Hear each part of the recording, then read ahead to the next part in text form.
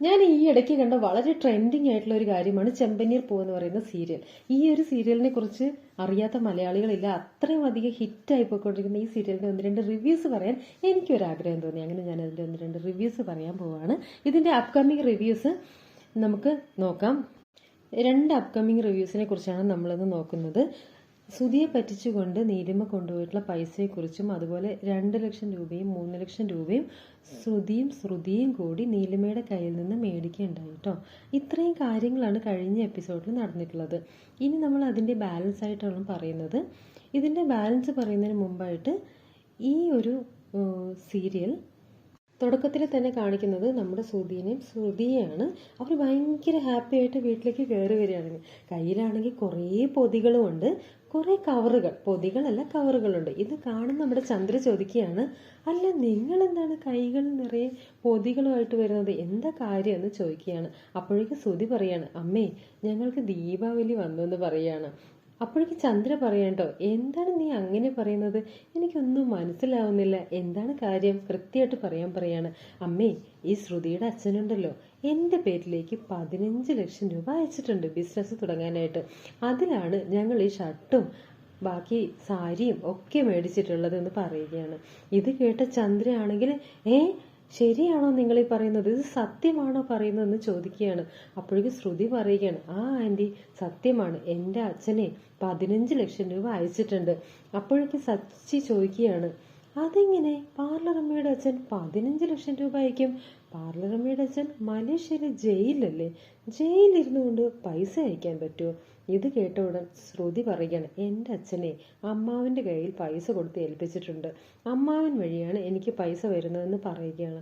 അപ്പോഴേക്ക് സച്ചി പറയുകയാണ്, എന്നിട്ട് നിങ്ങളുടെ അമ്മാവൻ കഴിഞ്ഞ ദിവസം ഇവിടെ വന്നു കഴിഞ്ഞപ്പോൾ അതിനെക്കുറിച്ചൊന്നും പറഞ്ഞില്ലല്ലോ, കയ്യിൽ 10ന്റെ പൈസ ഇല്ല എന്നാണല്ലോ പറഞ്ഞത്, എവിടെ ഭജന ഇരിക്കാൻ പോകുന്നെന്നോ അങ്ങനെയൊക്കെയാണല്ലോ പറയുന്നത്.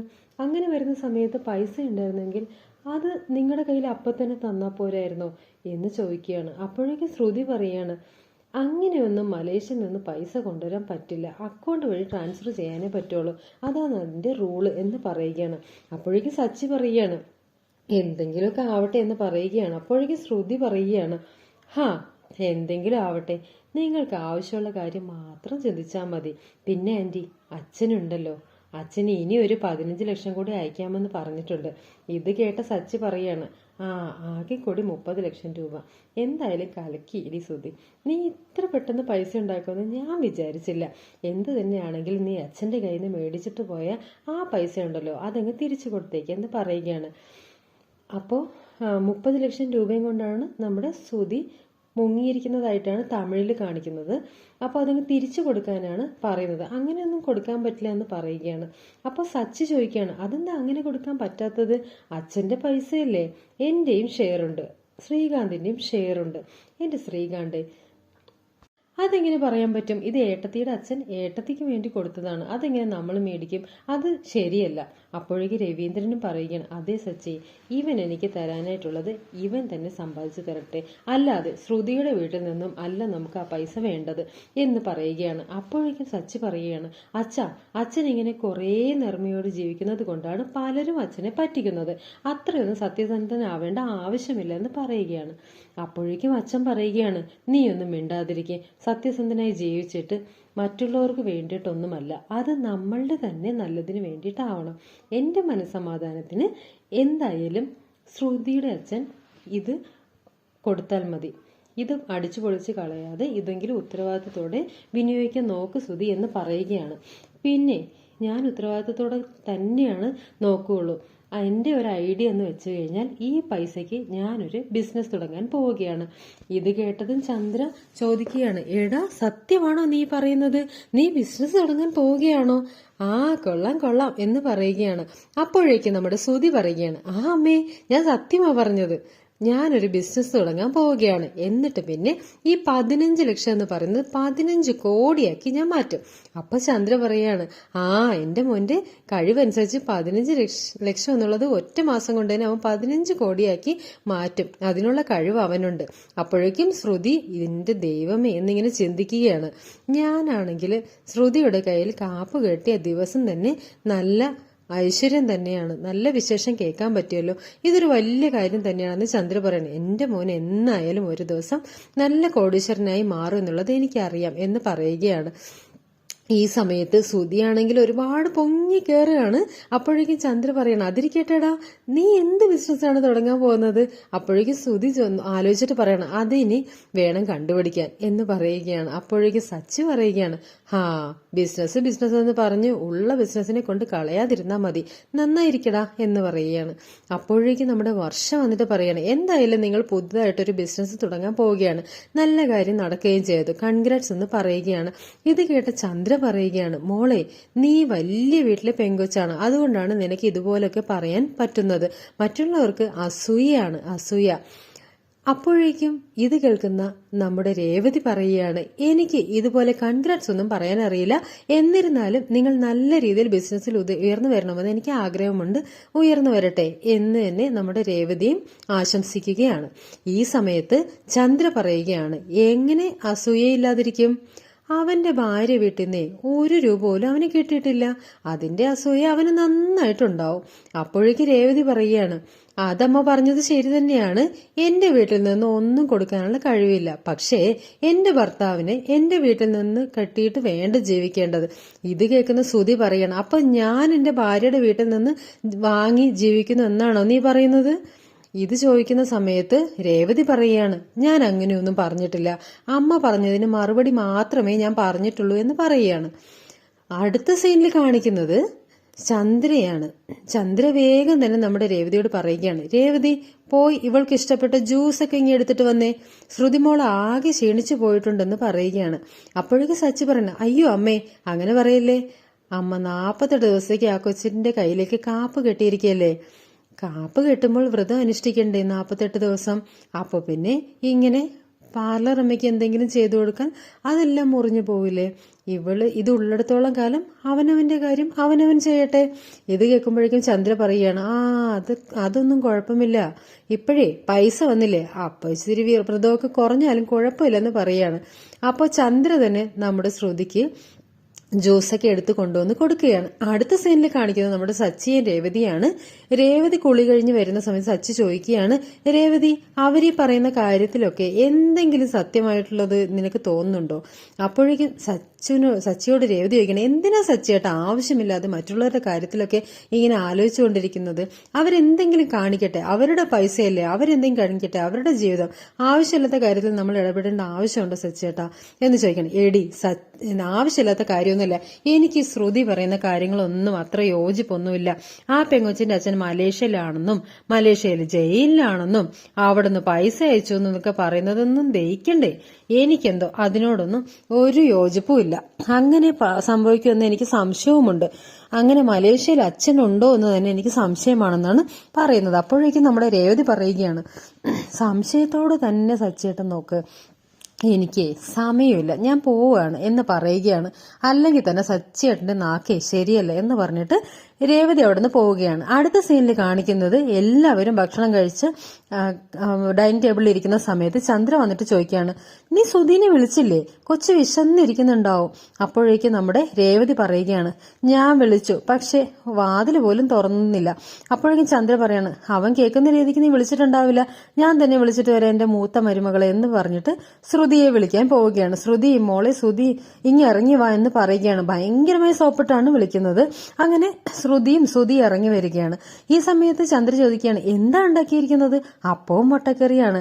നല്ല കാര്യം മോളെ ശ്രുതി, നീ 2 മുട്ടയെങ്കിലും കഴിക്കണം, നമ്മുടെ ശരീരത്തിന് നല്ല ആരോഗ്യം വേണം എന്ന് പറയുകയാണ്. അപ്പോഴേക്കും ഇത് കേൾക്കുന്ന സച്ചി രവീന്ദ്രനോട് പറയുകയാണ്, അച്ഛാ സംസാരിക്കുന്നതേ പൈസ കിട്ടിയതിന്റെ സന്തോഷത്തിലാണ്. രവീന്ദ്രൻ പറയുകയാണ്, അത് നമുക്ക് അറിയാലോ, പിന്നെ കൂടുതൽ പറയണ്ടല്ലോ. അങ്ങനെ ശ്രുതിക്ക് വാരിക്കോരി ഭക്ഷണമൊക്കെ കൊടുക്കുന്നതാണ് പിന്നെ കാണുന്നത്. മുട്ടയൊക്കെ ഇട്ട് നിറയെ കൊടുക്കുകയാണ്. ഈ സമയത്ത് രേവതിയുടെയും വർഷയുടെയും സ്വഭാവം മാറുകയാണ്. അപ്പൊ ചന്ദ്ര ചോദിക്കുകയാണ്, എല്ലാവരും എന്താണ് ഇങ്ങനെ നോക്കുന്നത്? രേവതി പറയുകയാണ്, ശ്രുതി 48 ദിവസത്തേക്ക് വ്രതം എടുത്തിരിക്കുകയല്ലേ, അപ്പോൾ വ്രതം എടുത്തിരിക്കുന്ന സമയത്ത് ഇങ്ങനെ മാംസവും മുട്ടയൊക്കെ കഴിക്കാൻ പാടുണ്ടോ? അത് ശരിയായ കാര്യമല്ലല്ലോ. അപ്പോഴേക്കും ശ്രുതി പറയാണ്, അതെ എല്ലാവരും പറയുന്നത് മുട്ട വെജിറ്റേറിയൻ ആണെന്നാണ്, അപ്പൊ പിന്നെ കഴിക്കുന്നതിന് യാതൊരുവിധ കുഴപ്പവുമില്ല എന്നാണ് പറയുന്നത്. ഇത് കേൾക്കുന്ന ചന്ദ്ര പറയാണ്, പൈസ വന്നില്ലേ പിന്നെന്തിനാ വ്രതം എടുക്കുന്നത്? അപ്പോഴേക്കും സച്ചി പറഞ്ഞു, ഓഹോ മുട്ട വെജിറ്റേറിയൻ ആണെങ്കിൽ മുട്ട ഇടുന്ന കോഴിയും വെജിറ്റേറിയൻ അല്ലേ എന്ന് പറയുകയാണ്. ഇത് കേൾക്കുന്ന രേവതി പറയും, ഞാൻ ഇതിന് മറുപടി ഒന്നും പറയുന്നില്ല. ഈ സമയത്ത് നമ്മുടെ സച്ചി പറയുകയാണ്, ദേ ഒരു കാര്യം ഞാൻ പ്രത്യേകം പറയാം, 15 ലക്ഷം രൂപ മാത്രമേ ഇവരുടെ കയ്യിലേക്ക് വന്നിട്ടുള്ളൂ. ബാക്കി 15 ലക്ഷം രൂപ കൂടി അമ്മാവിനിട്ടിട്ട് വേണം വരണം. ഇനി എങ്ങാനും വ്രതം തെറ്റിച്ചാൽ 15 വരാനും അതുപോലെ കയ്യിലിരിക്കുന്ന 15 അങ്ങ് പോയാലോ, എന്ത് ചെയ്യും? ഇത് കേട്ട ചന്ദ്ര ആകെ പേടിക്കുകയാണ്. അത് ശരി തന്നെയാണ്, എന്തിനാ മോളെ നീ മുട്ട കഴിക്കണ്ട, നീ ചമ്മന്തി കഴിച്ചാൽ മതി എന്ന് പറയുകയാണ്. എന്നിട്ട് മുട്ട വേഗം മാറ്റി വയ്ക്കുകയാണ്. ശ്രുതിയുടെ മുഖമാണെങ്കിൽ അങ്ങ് മാറി വന്നു. ചില ആൾക്കാർക്കൊക്കെ ഉണ്ടല്ലോ, എന്റെ കയ്യിൽ പൈസ വന്നതിൽ ഭയങ്കര അസൂയാണ്. അവരവരുടെ അമ്മായിയമ്മമാരുടെ ഒന്നും കൊടുക്കില്ല, അതിൻ്റെതായിട്ടുള്ള അസൂയാണ്. അപ്പോഴേക്ക് സച്ചി പറയുകയാണ്, എടാ എനിക്ക് അതിൻ്റെതായിട്ടുള്ള ഒരു അസൂയയുടെ ആവശ്യമില്ല. കാരണം അമ്മായിയമ്മയുടെ കയ്യിൽ നിന്ന് അമ്മായിയച്ഛൻ്റെ കയ്യിൽ നിന്നോ 1 രൂപ പോലും കിട്ടണമെന്ന് ആഗ്രഹവുമില്ല. അത് മാത്രമല്ല അത്രയും തരം തഴഞ്ഞിട്ടുമില്ല. എനിക്കെന്തെങ്കിലും വേണമെന്നുണ്ടെങ്കിൽ എൻ്റെ ഭാര്യ സ്വന്തമായിട്ട് അധ്വാനിച്ച് എനിക്കത് മേടിച്ചു തരികയും ചെയ്യും. എനിക്ക് സപ്പോർട്ടായി നിൽക്കുകയും ചെയ്യും. സത്യം പറഞ്ഞാൽ എൻ്റെ ഭാര്യ സ്വന്തമായിട്ട് പൂ കെട്ടിക്കിട്ടിയ പൈസ കൊണ്ടാണ് എനിക്ക് കാർ മേടിച്ചു തന്നത്. അതിലും വലിയ അഭിമാനമൊന്നും നിന്റെ അമ്മായിയമ്മ തന്ന പൈസക്കില്ല. അതുകൊണ്ട് ആ വർത്തനം എന്നോട് പറയരുതെന്ന് പറയുകയാണ്. അപ്പോഴേക്കും ശ്രുതി പറയുകയാണ്, അതൊക്കെ നീ പറയും, എന്റെ അക്കൗണ്ടിൽ 15 ലക്ഷം ഉണ്ട്, 15 ലക്ഷം. അപ്പോഴേക്കും സച്ചി പറയാണ്, അതാണ് എനിക്ക് സംശയം, നിന്റെ അക്കൗണ്ടിൽ 15 ലക്ഷം. ഞാനൊരു കാര്യം ചോദിക്കട്ടെ രേവതി, നിന്റെ അമ്മ നിനക്ക് എന്തെങ്കിലും പൈസ തരികയാണെങ്കിൽ അത് എന്റെ കയ്യിൽ തരൂ, നിന്റെ കയ്യിൽ തരൂ?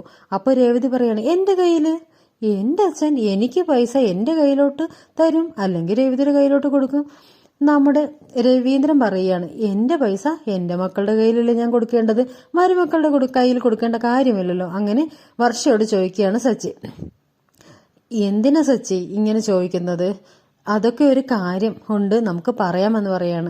എന്റെ അച്ഛനും അമ്മയും എന്തെങ്കിലും പറയാൻ ഉണ്ടെങ്കിൽ അല്ലെങ്കിൽ തരാനുണ്ടെങ്കിൽ അത് എനിക്ക് മാത്രമായിരിക്കും തരിക. അപ്പോൾ സച്ചി പറയുകയാണ്, അതാണ് അതിന്റെ ന്യായം. അതുകൊണ്ടാണ് എനിക്കൊരു സംശയം. എന്താടാ, നിന്റെ അമ്മായി അച്ഛൻ ശ്രുതിയുടെ പേരിൽ പൈസ ഇടാതെ നിന്റെ അക്കൗണ്ടിൽ പൈസ ഇട്ടിരിക്കുന്നത്? അതെങ്ങനെ പിന്നിലും മറ്റെന്തോ ഇല്ലേ? ഇത് കേൾക്കുന്ന ഇത് കേട്ടത് കൊണ്ടാണ് എനിക്ക് ഇത്ര സംശയം തോന്നിയെന്ന് പറയുകയാണ്. ചന്ദ്രയും ശ്രുതിയെ ഇങ്ങനെ നോക്കുകയാണ് കേട്ടോ. അത് പിന്നെ എന്റെ അക്കൗണ്ടിൽ പൈസ അത് ഇതെന്നൊക്കെ പറഞ്ഞിട്ട് ഇങ്ങനെ ഉരുളുകയാണ്. ഈ സമയത്ത് തന്നെ ശ്രുതി വേഗം പറയുകയാണ്, ബിസിനസ് സ്റ്റാർട്ട് ചെയ്യാൻ പോകുന്നത് ആ സമയത്തെ ഇൻകം ടാക്സിന്റെ പേരിൽ യാതൊരു പ്രശ്നവും വരാതെ ഞാൻ തന്നെയാണ് എൻ്റെ അച്ഛന്റെ അക്കൗണ്ടിലേക്ക് പൈസ ഇട്ടിരുന്നത്. എൻ്റെ അച്ഛന്റെ അക്കൗണ്ടിൽ നിന്ന് ശ്രുതിയുടെ അക്കൗണ്ടിലേക്ക് പൈസ.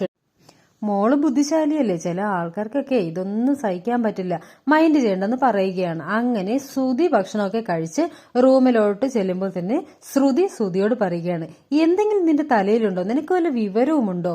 ശ്രുതി ചോദിക്കുകയാണ്, അതെന്താ ശ്രുതി നീ ഇങ്ങനെ പറഞ്ഞത്? എനിക്ക് വിവരമുണ്ടോന്നോ? ഇതൊക്കെ ഞാൻ മേടിച്ച ട്രോഫികളാണ്. എന്റെ സർട്ടിഫിക്കറ്റ് നീ കണ്ടിട്ടില്ലല്ലോ? എനിക്ക് എന്തോരം വിദ്യാഭ്യാസം ഉണ്ടെന്ന് എനിക്കറിയോ? അതേന്ന് മനസ്സിലാക്കിക്കൂടെ? ഇത് കേൾക്കുന്ന ശ്രുതി പറയുകയാണ്, വിദ്യാഭ്യാസത്തിന്റെ കാര്യമല്ല ഞാൻ പറഞ്ഞ, അല്ലാതെ തലമണ്ടയിൽ വേറെ എന്തെങ്കിലും ഉണ്ടോന്നാ ഞാൻ ചോദിച്ചത്. എന്റെ പൊന്നു ശ്രുതി, നിന്നോട് ആരാ പറഞ്ഞത് ആ പൈസയുടെ കാര്യം ഇടയ്ക്കിടയ്ക്ക് ഇങ്ങനെ വിളിച്ചു പറയാനായിട്ട്? അത് നിന്റെ അക്കൗണ്ടിലേക്ക് എന്റെ അക്കൗണ്ടിൽ നിനക്ക് പറഞ്ഞ പോരായിരുന്നോ? ഞാനൊരു കാര്യം പറഞ്ഞേക്കാം, എന്റെ അനിയൻ നീ കരുതുന്ന പോലൊന്നുമില്ല, അവന് നല്ല ബുദ്ധിയാണ്. ഞാൻ ആ സമയത്ത് അങ്ങനെ പറഞ്ഞില്ലായിരുന്നെങ്കിൽ നിന്റെ വായിന്ന് തന്നെ സത്യങ്ങളെല്ലാം പുറത്തു വരും എന്ന് പറയുകയാണ്. ഇത് കേൾക്കുന്ന ശ്രുതി പറയുകയാണ്, അവൻ അത്ര ബുദ്ധിയും പഠിപ്പൊന്നുണ്ടെന്ന് എനിക്ക് തോന്നുന്നില്ല, അവൻ ജസ്റ്റ് എന്നെ കളിയാക്കുന്നത് പോലെ എന്തെങ്കിലും ചെയ്യുന്നതാണ്. അപ്പോഴേക്കും നമ്മുടെ ശ്രുതി പറയുകയാണ്, നിനക്ക് തോന്നും, അത് എനിക്കറിയാം അവന്റെ മൈൻഡ് എന്താണെന്നുള്ളത്. ഇനി ഒരു കാരണവശാലും ആ പൈസയുടെ കാര്യം ആവശ്യമില്ലാതെ മിണ്ടരുത്. നിന്റെ അനിയൻ ഇനി ഏത് രീതിയിലായിരുന്നാലും ശരി, തിരിച്ചു മറിച്ചും ചോദിച്ചാലും ശരി, അവനോട് പറയരുത്. അങ്ങനെ ശ്രുതി പറയുകയാണ്.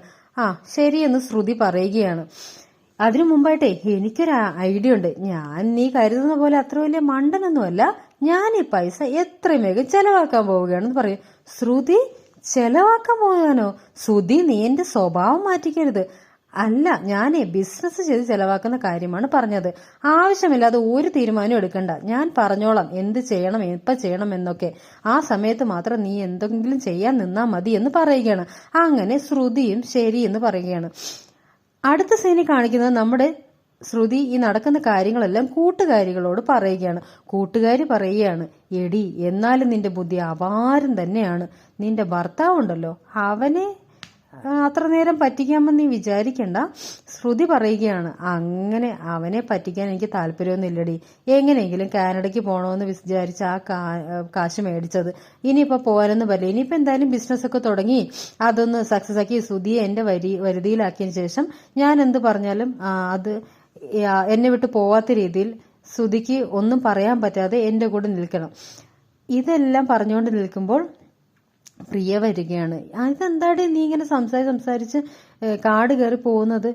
ഞാൻ എന്തിനാ നിന്നെ തേടി വന്നതെന്ന് അറിയോ? അപ്പോഴേക്കും ശ്രുതി ചോദിക്കുകയാണ്, എന്തിനാ നിങ്ങൾ എന്റെ ജീവൻ എടുക്കാനായിട്ട് ഇടയ്ക്കിടയ്ക്ക് ഇങ്ങനെ വന്നുകൊണ്ടിരിക്കുന്നത്? ഞാൻ പറഞ്ഞിട്ടില്ല എന്റെ അടുത്തേക്ക് ആവശ്യമില്ലാതെ വരരുതെന്ന്. അതെങ്ങനെ ശ്രുതി ശരിയാവും? നിന്റെ അടുത്തേക്ക് ഞാൻ എങ്ങനെ വരാതിരിക്കുക? നീയല്ലേ എന്റെ മണി ബാങ്ക്. ഞാനൊരു കാര്യം പറയട്ടെ, എന്റെ കല്യാണമൊക്കെ ആയിരിക്കുക. കഴിഞ്ഞ തവണ ഞാൻ നിന്നോട് പറഞ്ഞു തന്നെ എന്റെ കല്യാണത്തിന് 1 ലക്ഷം രൂപയുടെ ചെലവ് എനിക്കുണ്ട്. ആ ചെലവ് നീയാണ് വഹിക്കേണ്ടത്. നീയാണല്ലോ എന്റെ ജോലിയും കുടുംബവും എല്ലാം നശിപ്പിച്ചത്. അപ്പൊ എന്തായാലും നീ തന്നെ ആ പൈസ എനിക്ക് തരണമെന്ന് പറയുകയാണ് ശ്രുതി. എന്റെ കയ്യിൽ എങ്ങനെയാണ് ഈ പൈസ ഉണ്ടാവുക? എനിക്കാണെങ്കിൽ എന്റെ സ്വന്തം ബിസിനസ് തന്നെ മറ്റൊരാളുടെ കയ്യിലേക്ക് കൊടുത്തിട്ടാണ് അതിൽ ഞാൻ വർക്ക് ചെയ്തുകൊണ്ടിരിക്കുകയാണ്. തനിക്കറിയാലോ എന്റെ കയ്യിൽ 1 ലക്ഷം രൂപയൊന്നും ഇല്ല. അപ്പോ ഈ പിയ പറയുകയാണ്, നിന്റെ കയ്യിൽ 1 ലക്ഷം രൂപ ഉണ്ടോ ഇല്ല അതൊന്നും എനിക്ക് അറിയേണ്ട ആവശ്യമല്ല. നിന്റെ ചരിത്രം മുഴുവൻ എനിക്കറിയാം. അതുകൊണ്ട് തന്നെ നിന്റെ ഭർത്താവിനും ഭർത്താവിന്റെ വീട്ടുകാർക്കും അറിയണ്ട എങ്കിൽ ഇത് നീ പറയുന്ന പോലെ തന്നെ നീ പൈസ തന്നേ പറ്റുള്ളൂ എന്ന് പറയുകയാണ്. ഇത് കേൾക്കുന്ന ശ്രുതിയാണെങ്കിൽ എന്ത് ചെയ്യണമെന്നറിയാതെ പിയ അവിടെ നിന്ന് പോവുകയാണ്. അതിനുശേഷം ശ്രുതിയോട് കൂട്ടുകാർ ചോദിക്കുകയാണ്, എടി നീ എന്ത് ചെയ്യും 1 ലക്ഷം രൂപയ്ക്ക്? അപ്പൊ ശ്രുതി പറയുകയാണ്, എങ്ങനെയെങ്കിലും ശ്രുതിയോട് പറഞ്ഞിട്ട് ഈ പൈസ ഒപ്പിക്കണം. പക്ഷെ മറ്റെന്തെങ്കിലും രീതിയിൽ തന്നെ ഇത് പറഞ്ഞ് റെഡിയാക്കണം. എനിക്കാണെങ്കിൽ ശ്രുതിയെ പറ്റിക്കാൻ താല്പര്യമില്ല. പക്ഷെ എന്ത് ചെയ്യാനാണ് എന്ന് പറഞ്ഞിട്ട് ശ്രുതി വിഷമിക്കുകയാണ്. അടുത്ത സീനിൽ നമ്മുടെ ശ്രുതിയെ കാണിക്കുകയാണ്. എങ്ങനെ വലിയ കോടീശ്വരനാവാൻ എന്ന് ആലോചിച്ചിരിക്കുന്ന ശ്രുതിയുടെ അടുത്ത് ചെന്നിട്ട് ശ്രുതി പറയുകയാണ്, ശ്രുതിയോട് ചോദിക്കുകയാണ്, അല്ല ശ്രുതി, നീ എന്താ ഈ നോക്കിക്കൊണ്ടിരിക്കുന്നത്? അത് പിന്നെ പല കോടീശ്വരന്മാരും ഏത് ബിസിനസ് ചെയ്തിട്ടാണ് കോടികൾ ഒപ്പിച്ചതെന്നാണ് ഞാൻ ആലോചിച്ചു കൊണ്ടിരിക്കുന്നത് എന്ന് പറയുകയാണ്. ഇത് കേൾക്കുന്ന ശ്രുതി പറയുകയാണ്, മറ്റുള്ളവരുടെ ചെയ്തതൊന്നും നമ്മൾ ചെയ്യണ്ട. നമുക്ക് സ്പെഷ്യലായിട്ട് എന്തെങ്കിലും ഒന്ന് ചെയ്യണം. നമ്മുടെ കയ്യിലുള്ള പൈസയ്ക്ക് നമ്മുടെ അവസ്ഥയ്ക്കും പറ്റിയ എന്തെങ്കിലും കാര്യങ്ങൾ വേണം ചെയ്യേണ്ടത്. ഇത് കേട്ടിട്ട് ശ്രുതി പറയുകയാണ്, ആണോ, അങ്ങനെ തന്നെയാണ് ചെയ്യേണ്ടതെന്ന് പറയുകയാണ്. അങ്ങനെ ശ്രുതിയോട് പറയുകയാണ്, അത് പിന്നെ ഞാനൊരു കാര്യം പറഞ്ഞാല് നീ കേൾക്കുമോ? അപ്പോൾ ശ്രുതി പറയാണ്, ആദ്യം ഞാൻ നിന്നോടൊരു കാര്യം പറയട്ടെ.